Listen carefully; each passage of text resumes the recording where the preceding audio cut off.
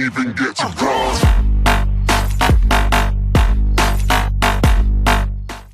Hey tout le monde, c'est Dizoxor, j'espère que vous allez tous très bien. Personnellement, je vais très bien. Et on se retrouve aujourd'hui pour une vidéo qui pourrait vous intéresser. Donc le sujet c'est combien de gemmes nous rapportent les obstacles.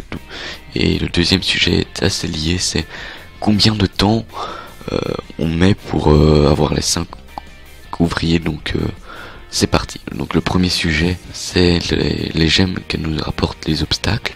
Donc vous voyez le numéro d'obstacles, c'est l'ordre chronologique des obstacles, donc 1, 2, 3, 4, 5, 6, 7, 8, 9, 10, donc j'espère que vous avez compris. Chaque obstacle a son nombre de gemmes rapportées, donc c'est dans l'ordre tout le temps, donc vous pouvez vérifier. Et le total des gemmes que nous rapportent ces 20 obstacles, c'est 40 gemmes. La moyenne c'est 2 gemmes par obstacle. Et donc voilà, ça c'est des informations sur les obstacles de Clash Wiki. Donc il y a des informations importantes. Et donc là vous voyez en rouge, les plantes repoussent toutes les 8 heures. Donc chaque 8 heures il y a des végétaux, donc les arbres, les sapins. La deuxième information c'est les coffres de gemmes qui réapparaissent environ une fois par mois. Donc c'est aléatoire, donc là il y a pas moyen de calculer. Et la troisième information c'est qu'au début du jeu on a 40 obstacles sur la carte. Et bien voilà, on se retrouve pour le deuxième sujet,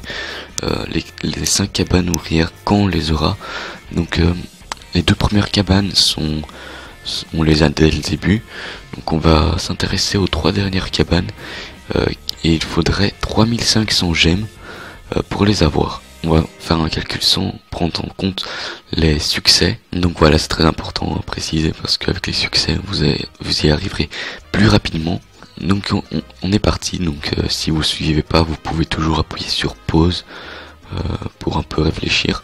Donc un jour c'est 24 heures. Donc 24 heures on le divise par 8. Donc les 8 heures d'où ils viennent, c'est les 8 heures que prennent les plantes à spawner. On divise ça et on a 3 obstacles par jour. Donc la moyenne de gemmes par obstacle est de 2, mais on va arrondir à 3 pour les coffrets de gemmes qu'on a une fois par mois, donc aléatoirement. Donc on fait 3 x 3, que les 3 obstacles par jour, x 3, donc les 3 gemmes, donc ça fait 9 gemmes par jour. Donc ensuite on fait les 9 gemmes par jour x 7, donc les 7 jours de la semaine, 63 gemmes par semaine du coup.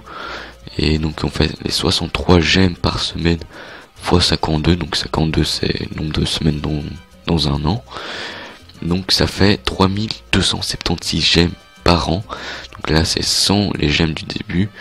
Et donc si on fait avec les gemmes du début, donc ça fait 3276 plus 80, donc 80.